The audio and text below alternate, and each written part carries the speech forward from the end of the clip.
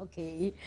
Sanity Adom TV ye wazoye ene pabebre ene ye wo ede emamo ene bedwom dwumadie ena yeguso na nonkron abo apa hosima nwotwe die na ye Afisem ye wura ye fie mu na ye pie mo ntene so ene ema bi ekoso ewo ye na fie mu a eda die ewo emontene so ohun se na wochi ye mu ene ye kofa ede baaye obekase ye nim ye na ye ka nyina ne se anya bia se oba anaso se bema ekwaware obi a oye amanyoni a esunsunsanso na ya hawo ban ena nipa no ya otai efamu ne amanfo kan sempa se ebia wo ware obi a odi tintiman ewa amanyosemu wo asem bi wo ho a wonka bi wonya bibia na so bi a wo yire wukunu wo dehye bi eya amanyoni nti no bibia na wo so eso ensunsanso no ne de abawo so ya na enya asem ketwa eti dano eyere amafo kan sempa enne baby yede ye ni ekire ankasa ne se wura amanyosem emu a edu baby a penchen ene wanchi bi etimi koso ebi etimi nam so eyare ebi nam so ehire omo enkwa eti ebeka se political violence ne yakoso wanchi ewa amanyosem no se ba ni se ya ema ene emofra ensunsanso ben pa ena ya na enya ewo omuso na mejiri yese yenya menua panyi eye ono ena ye madam frefo ewo NPP amanyoko no emu menua eye mame otiko afisa jaba edine ye medese owo ha mejiri yese obeboa yen pa esanso ono ba amanyosemu a wodi mu akotene wonim niam ya na ekoso hawo mu fam sene nipa bi nam so epura ebi nam so yare ebi nam so hiro mu nkwa atenie ebi kura ade bi wo ha wonye ebe ka se ntwato so ya pa na eba ni se ya se yan ye ben wo mo se ya de hye num ni omo ye kununom ye nwerenom ye busuafo ye Ghanafo edi enyina ye nipa baako eba se ya ensunsanso ben na enya ewo ma ene emofra so menu akwaba mi producer was wo shira dodo wo screen so o wa efe adom edenya mi asenso na me de hoahoa me ho se ye ne wahia no pai twetwe nkomo ya manage ho kire se sania wo ba watimi akọ amanyosa me na fom o na fom ateni a wo beje ensem ahuro bebre na so watimi nya ho akokodura timawuram NPP nye amanyoko ketewa bia nyemo amanyoko te se NPP na wudi animo ema so ye ho wonsem na watimi aba bedum pempenso bi ye to aba na wawi na bedu sabre no nyame ye hirawo adom that's etimi France ye se wankasa wudu hu wura amanyosem mu na di mfie be sei from 2006 let me ejuma ewo tumu with plan as a consultant in the area of the rights of children in deprived communities and medeba politics mo kujina bole bamboy as a parliamentary candidate for MPP nti ehona serious political activism started here but make us say me yewo mi tumu because me papa oye Henry Kujojaba and no Progress Party as a financial or a treasurer. That is what we seen as. And my first political socialization was Party Papa Progress. Oba nearby and Party Papa Progress. And enye birimu ngwa say sa Party Papa no and Rikujoja Baba abem. And a huge responsibility to me. Say party me papa edi akotini wom a we wu a when who say party na ba power no na ne ba me abam me need to say our party no be di kudim. It's a huge responsibility and it's interesting the story of my life. Say me papa ye krobuni na me mama ye pepeni and it also gives me that bridge between the north and the south. Me did say enye by me pe na me aba politics mo me did say a divine assignment so we be free so many aton akobole akofo ba aware no na otiko afisa awusi dede jaba ebe ba politics mo Na minua John Mahama. It's interesting, isn't it? Na ono NDC. Monya sure say line be wom die. Ebi no person mo dey pass. Say line be wom. But the story of our lives is that we choose and you make choices. Nti ono aye ni choice. Me papa ene ono ne papa ene ya adamfo. Through them and me papa who me mama e ware no. Nti eno ye ebusua. But the choices that we make that define who we are. And also, Adam, any the experiences we go through. And my choice is where my father took me, which is the Progress Party, which is now the New Patriotic Party. No, and also, I call your friend is saying NDC. My father was CPP, just like E.A. Mahama. But that is neither here nor there. What I'm saying is that my commitment and my loyalty to the party that my father bore me into is strong. And it is a time that I feel, say, sa beth no, kroboni, any pepeni, fusion and abano. Now, met me who the life of the Northerner and the life of the Southerner, the life of urban Ghana and rural Ghana. You know, mama koye juma, rural Ghana. The experiences of my life, making me realize, say, deprived people need a response. And the Demiaba party politics. And then also it's the same, that people are troubled as my party is troubled now. And as the National Women Organizer, all those life experiences are coming to bear to ensure, say, I hold my family down properly. Nyame enshaw na minim se nkomo no bi bese na hyase mponi ye besa ya ba eti mame afisa jaba je wa home kakra ye besa ya ba Afisem dwumadie yeguso ewo bedwam adwumadie eso Adom TV ye wazawoye na swafa hebati eye natural enoa ene kra yimo eti ye pese wonom bie na wonom a eye apomoden ebo ho ban efri nyarewa bebre eho kenoto ene ne dom eguso a production omo ye ede amayen mekai wo se wura NPP amayoko no emu a ema dom frefo ya wono ene yenuaba otiko jaba eye afisa jaba ene ne ne hia ye ne no etwetwe nkomo wanchi pinche ye ta koso ewo amanyosem emu no esunsunsanso a ewo ema ene ye ma eso menua akwa babiem eti wo boso e de akere ye bra wo di ewura politics mu na wapem su bia e de besi sabre ye be ma mo adwuma no e den pa na wo hyemu an ye misa se wawurawura mu a manyosem ni mu no e na violence ne ebi ne san pinchen a ewo mu no ne wani tua wa hunu bie no san ne sitie that's it na ansa na me ma muyaye no pese me fa mo ifidie so na mama ye mame Tiodo Sauko mame a oye Ghana flag no ye mano na ebusuafo ya akọ me hia no na me ye television program a friend Kukuruku. It was for children and me do omo call ne ho about so ye role model na Ghana flag no e ba ne sen na obeye. It was such an experience. Say ono opamane mo otojom oye an all rounder oye athletic and so o wa chede ni pi too much I mean shira no oni ne family fo nyina enti o ma minya nkran hyebi say me so me pese me yete so ono na flag na o design ye no colors na o de bae ni enti a o de sa colors na bae no niema e was say young as a people no ede be ye ade ye mfato amaye say green no ye heritage of forestry na Ghana ketekete we nyame ye hira ye say eni say ye taking it for granted and na yellow no ye wealth, this small nation I am so blessed with so much wealth ne opebia Ghana ebi wom how we will manage it is what Yudusa is telling us and I read no moja enipa be wu amaye so that many wene ebetenemo.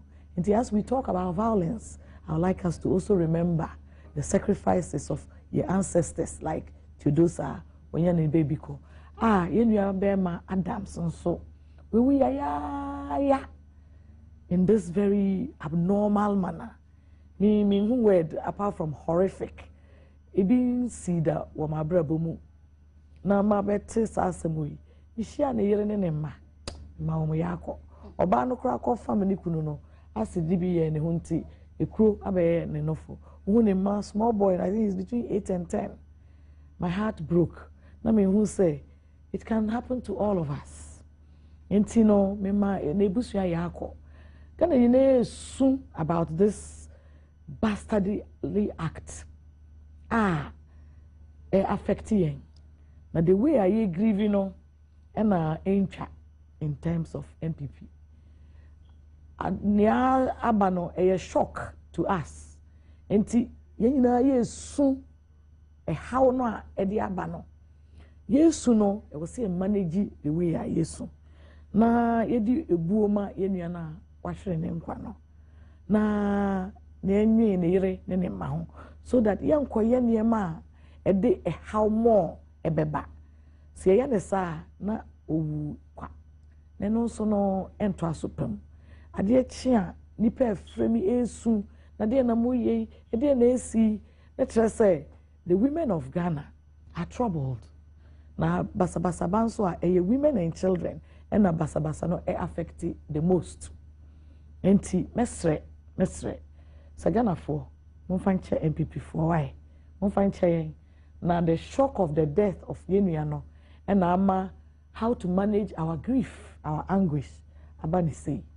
But minim say nyame obeye na niesi bia wo de ko nyame anima utie ma ho me de mabrabo nyina me feel say a miracle some abeye soul survivor kra adom nka me hwan enti na ma stress how bebrebe ba wo brabo mu ha na ntiase it's not logical so obidi acid be hwe egu nipa daseni na de how nyina aba me de me feel say there is a physical realm and there's a spiritual realm.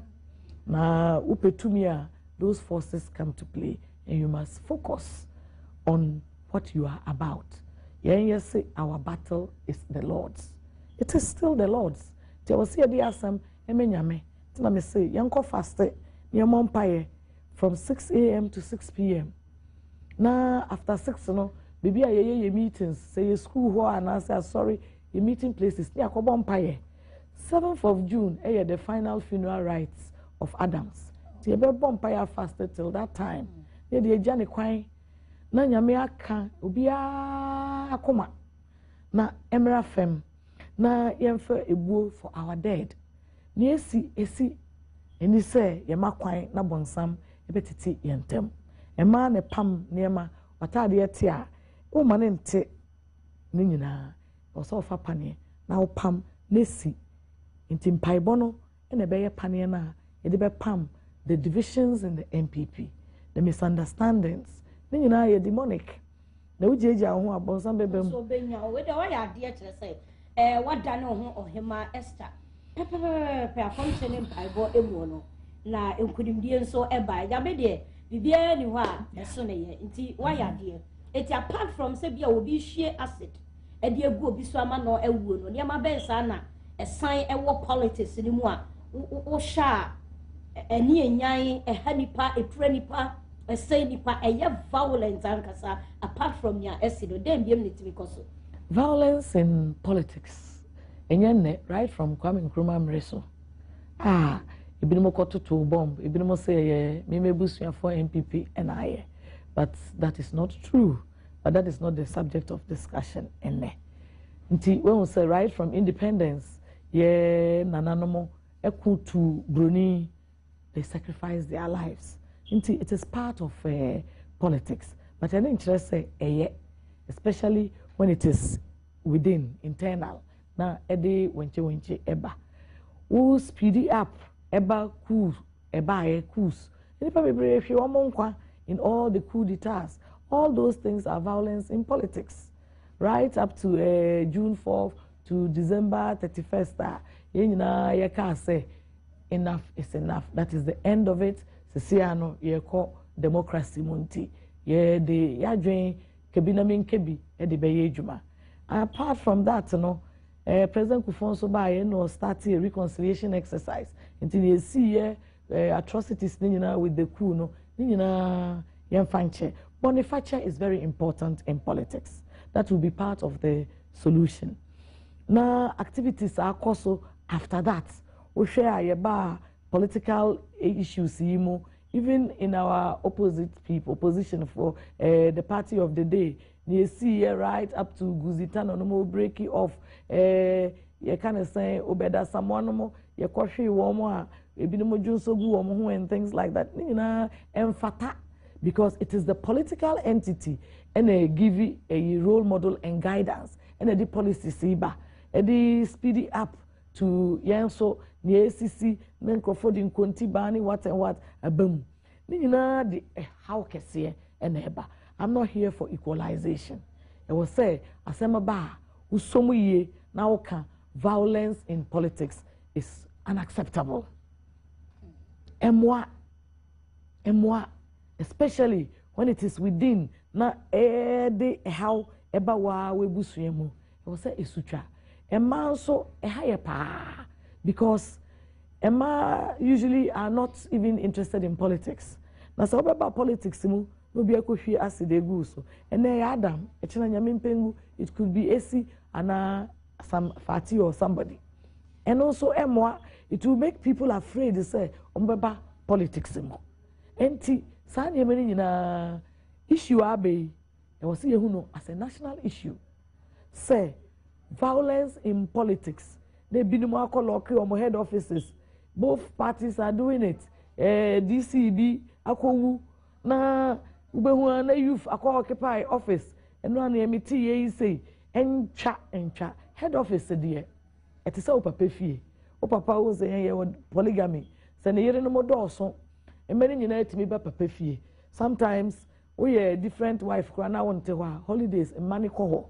And the head office is the family house. Obia one hawa utimi koho for sympathy hearing. Ni entie wasam.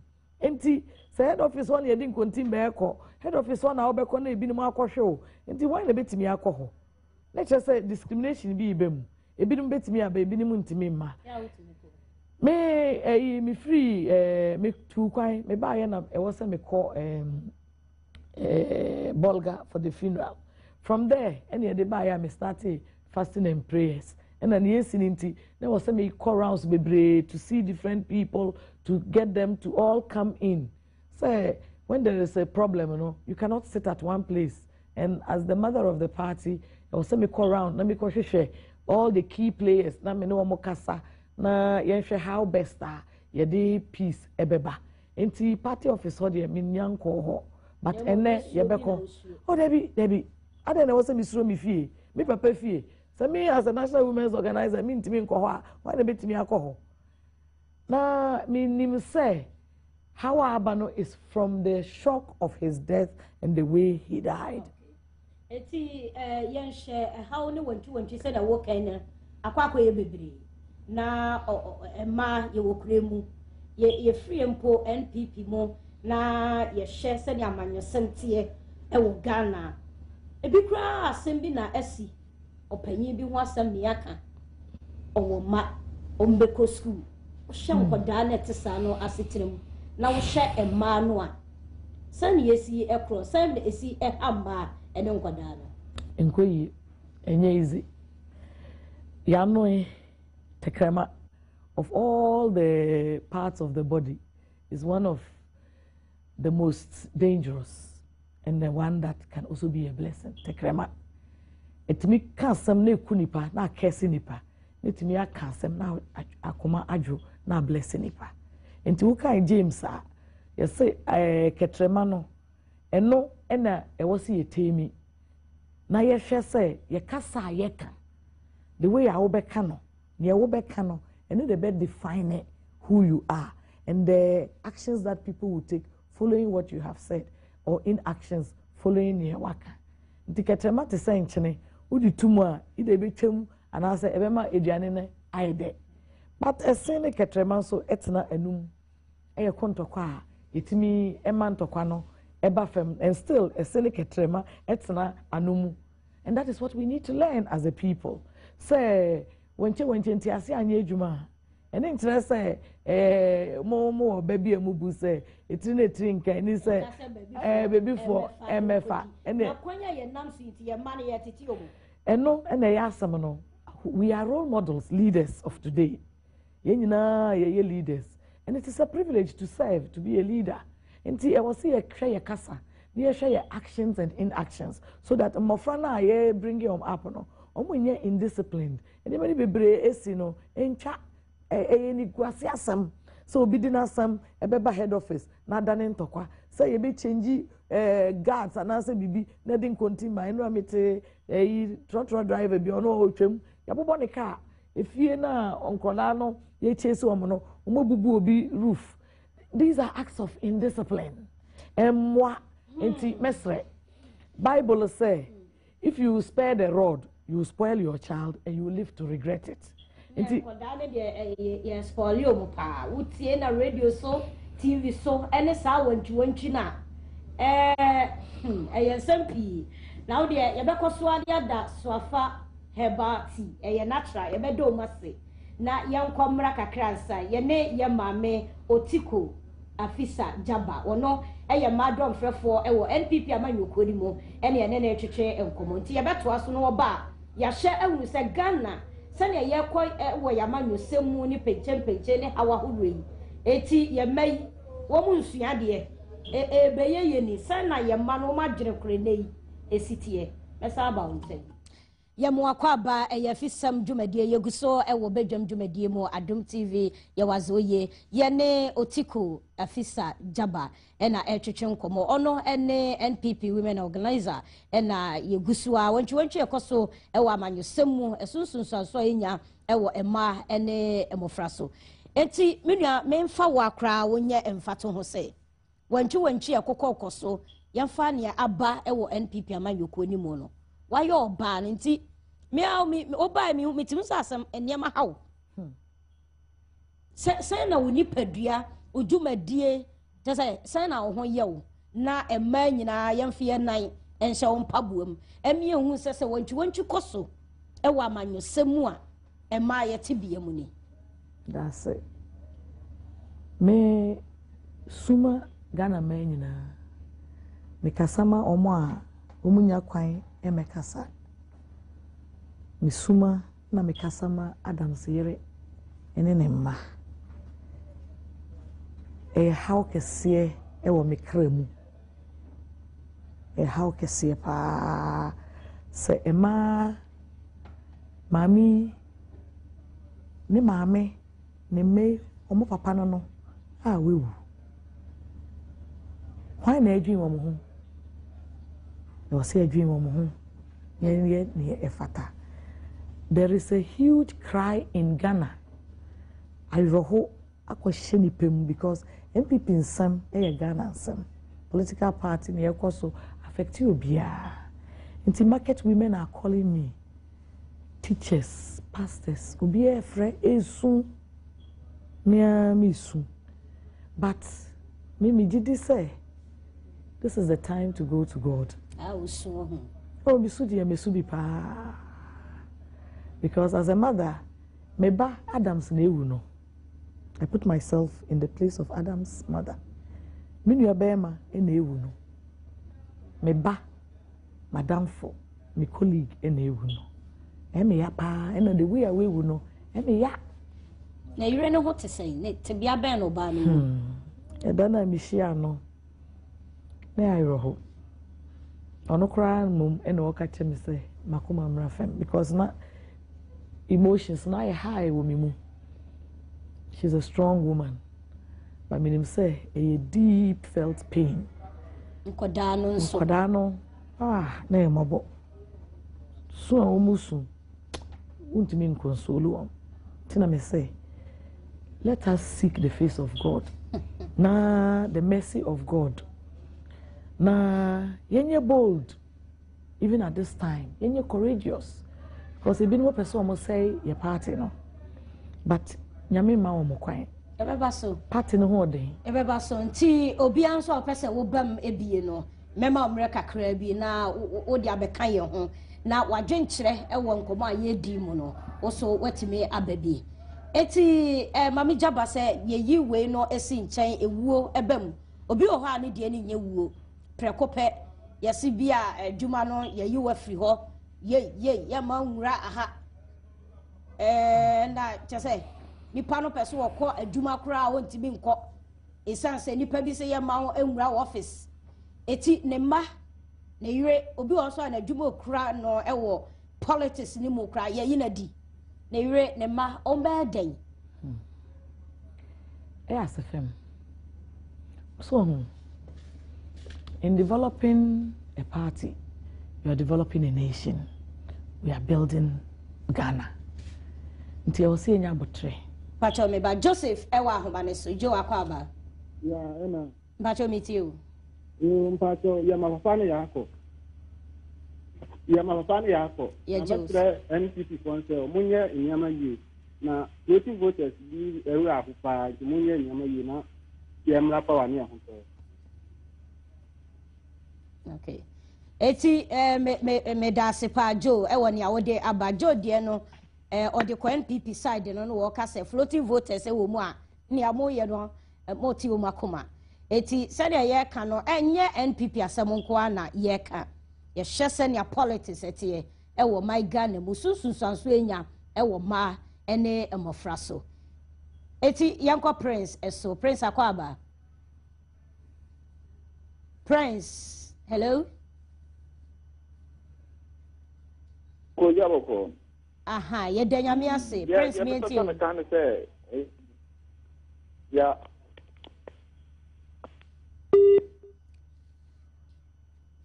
eti prince ntime anyina so honorable prince aha okay yesu na dom na so nyame adome wa hoden ye de jana se ya ba na ma wate so won kana kuma to ne yam yenko jabada wase oba de se na kuma nse oba ta bia wa badaye ma ne ba ana 7 periods ade esi o mo party mu no me as a NDC man no eye me ya ene say ma we ho say as a politics no say ye nyina ye di wo politics we say na ade say etima to ye ni abema na aya we ho fam na de ba kwa me ka che me ni aba ne say on ka che na Akufo-Addo the na Akufo-Addo na the leader of the party on the betima ma asa asudwe na ba because we are saying visiting forces are omakogu party officer as a party from penny for nyina aka o ma no otum Abragana enye ni say democracy e ka mameka bi na nkofo bi na akwa take office na just omo ye san nyina ba sam we any party na awewo awewo ba ten dey mese na dawroma o ka che na Akufo-Addo no na bontere na kwa obete nka ena ya te se duba akubrema ekubia na nado ebeka santi em se de wo ka no sana etie apostle eske mienti o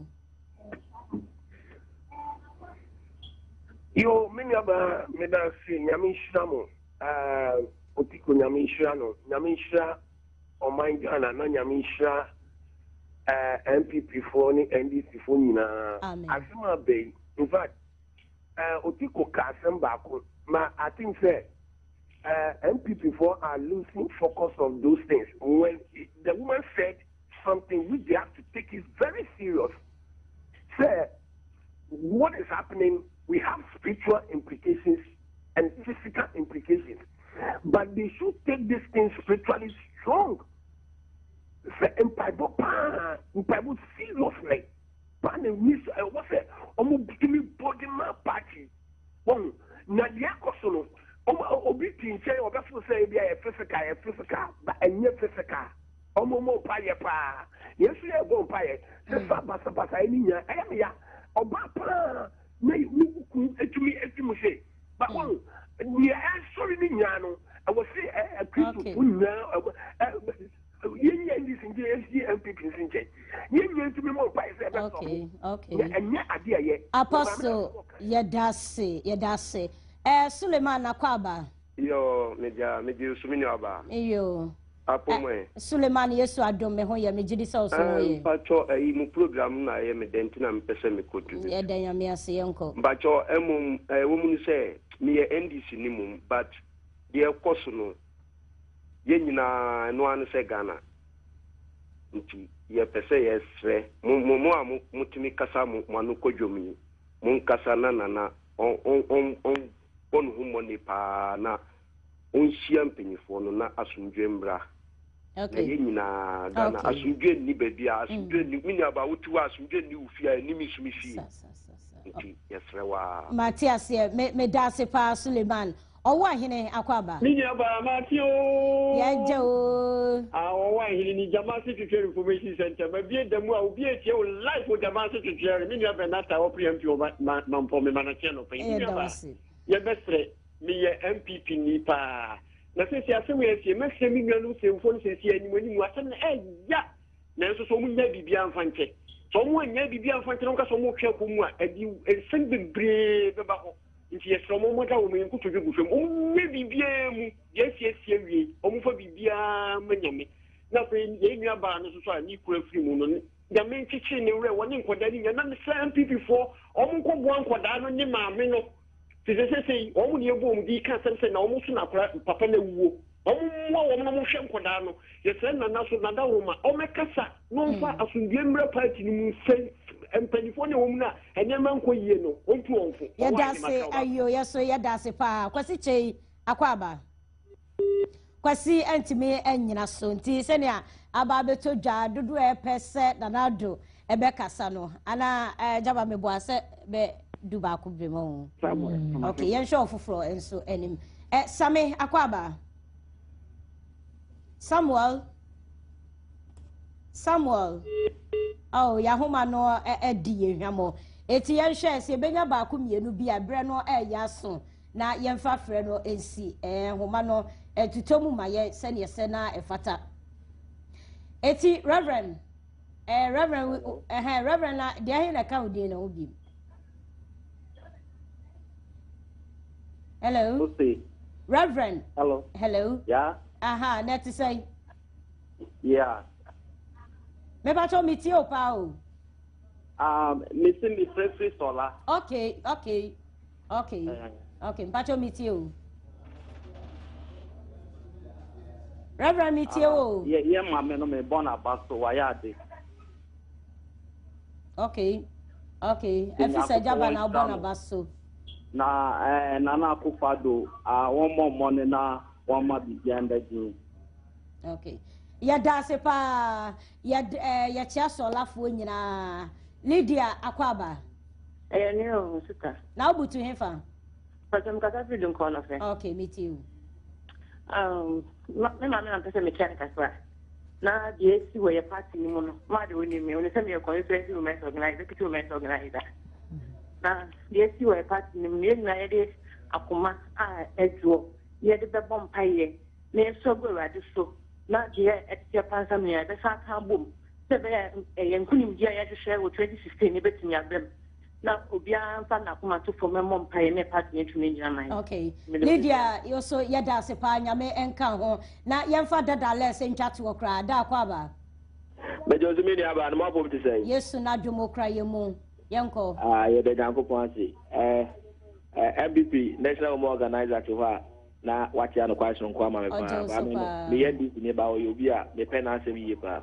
na mini aba ade a me hu no MPP mu a ha o mo sesi a ne se sebe akwete se oni Brazil ko bobo na jiso no Olympics bo wie ansa na wakwa akoto Brazil na wa hu ne se Olympics ye o mabo na to ho na Brazil na me prepare ko sia no o mani wo power 2016 ne so dan ne ma e ko so o mo party no na mo ahwe yeso no mo atutu ni ya ene Ghana 7 president obi ani wo ho a wo hwe ne mo tie besre omo maso duemra e kan pipi a aka ndi ye nyina ye amanya se vita ye nuabu sanete eti ya dasipi afrefo ni nyina nyame enhiramo eti mimi ojaba ye nhwe we ebre no ya so nti ye bepe solutions a wo be suggest e de atre ye ne nhwe ni tiawa ne ekoso e wo Ghana nya bia ye ma no omo wadachen omo dache tisan omedi anamo etise ye chi etise ye ma no se na ohunu no Ghana dache de